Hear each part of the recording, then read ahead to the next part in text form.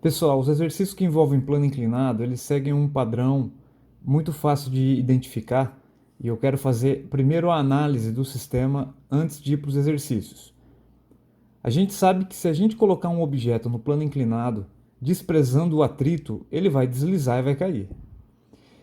Ele está acelerando, significa que as forças não estão em equilíbrio.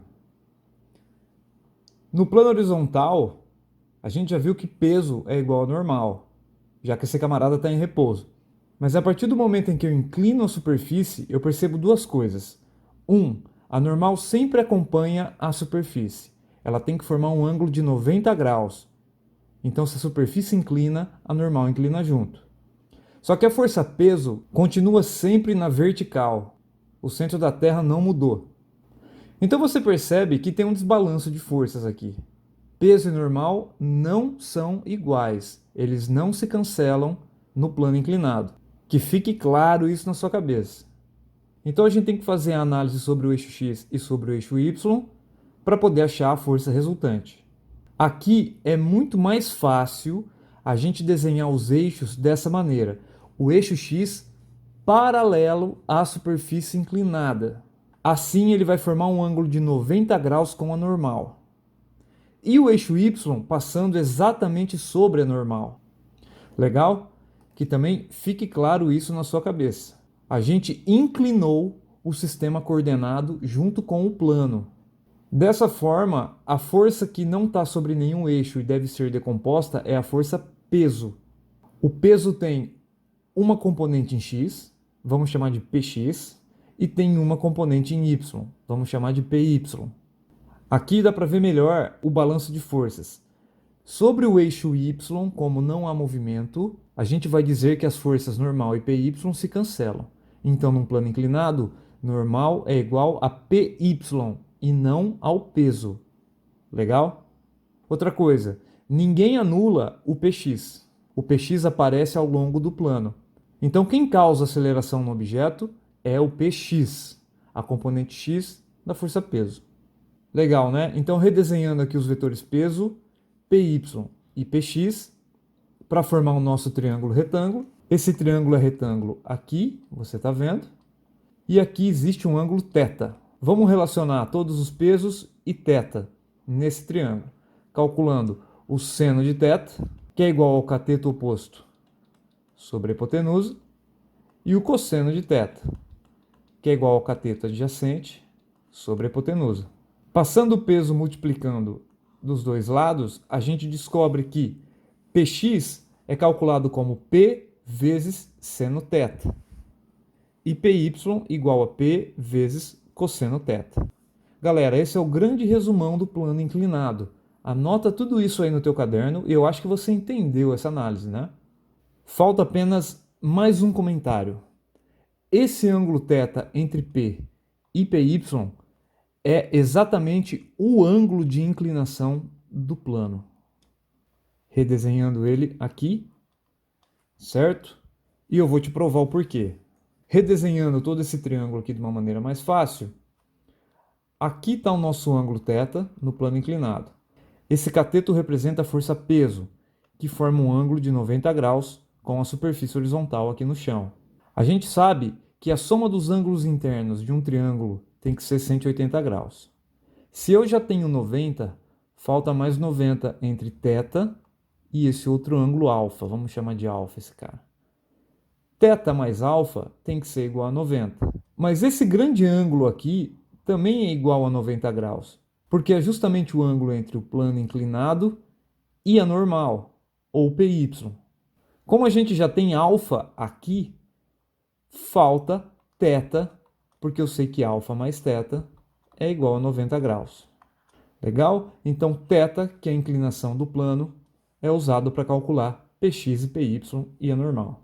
Vamos lá. O bloco é colocado no plano inclinado de 30 graus, θ igual a 30, em relação à horizontal. Não tem atrito nessa superfície. Calcule a aceleração e a força normal.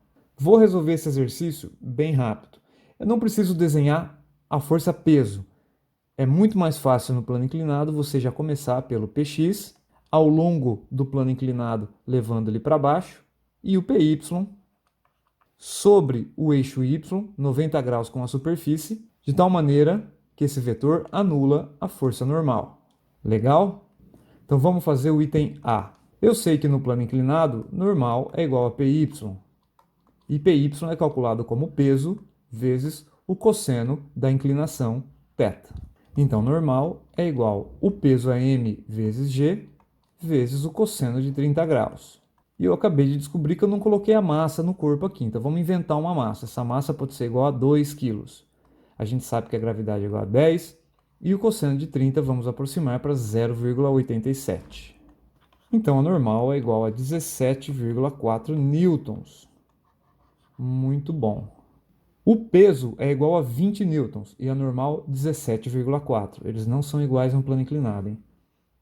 Então, o item B, para terminar, se a gente quer uma aceleração, não adianta fugir da segunda lei de Newton. Força resultante é igual a massa vezes a aceleração. Como PY já anulou a normal, sobrou apenas PX. PX é a nossa força resultante.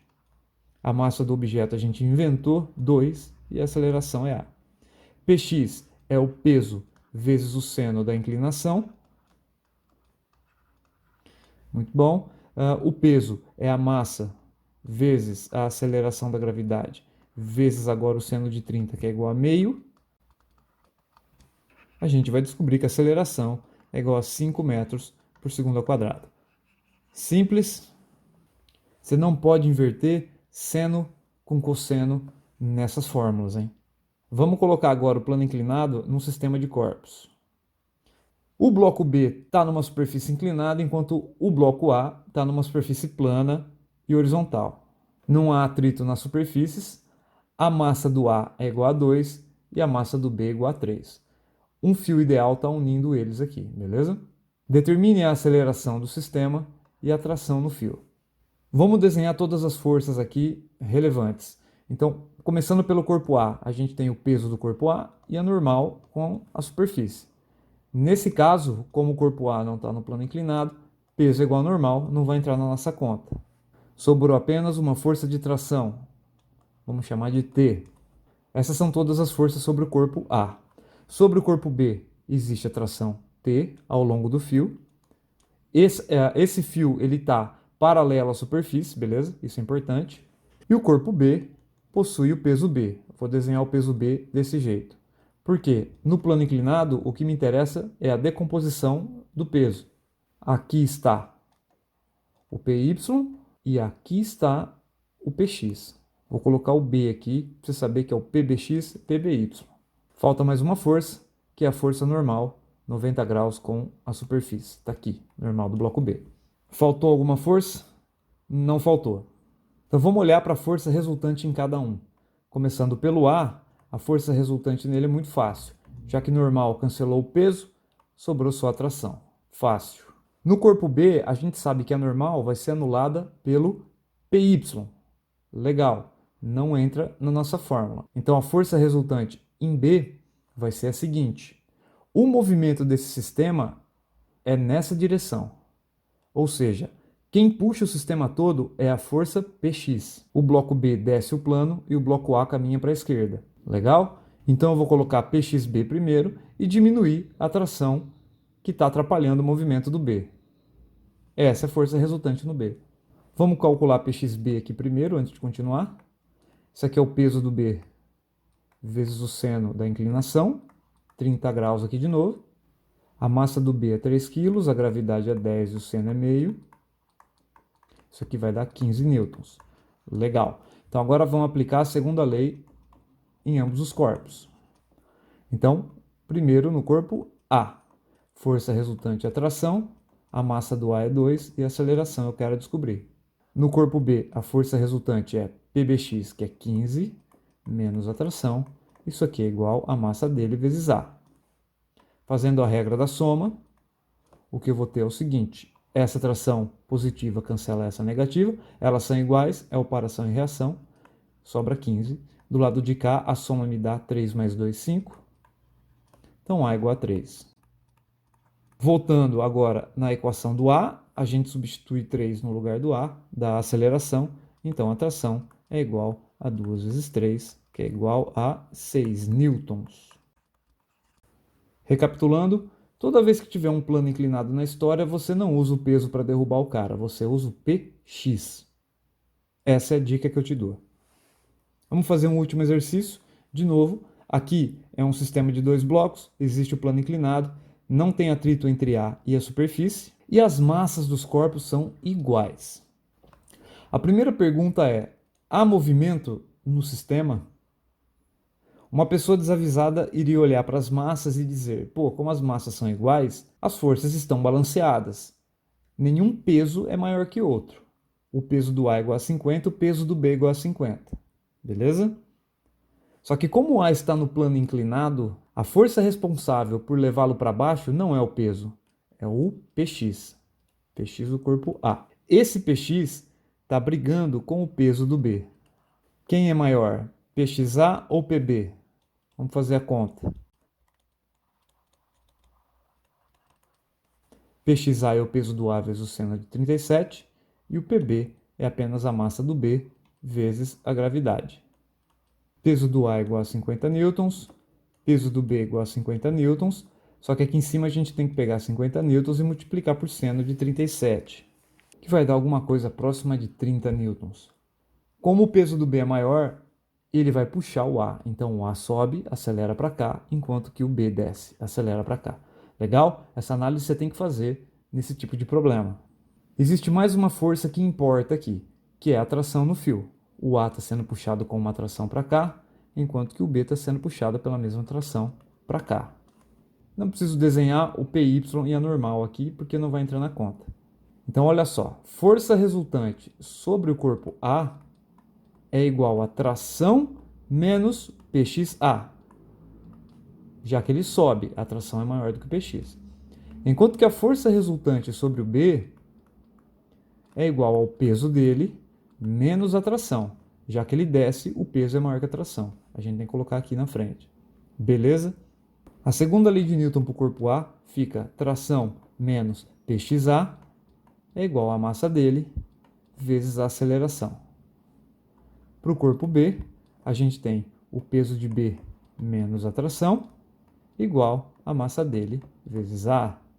Fazendo a soma, tração cancela tração, 50 menos 30, 20, igual a 10 vezes A.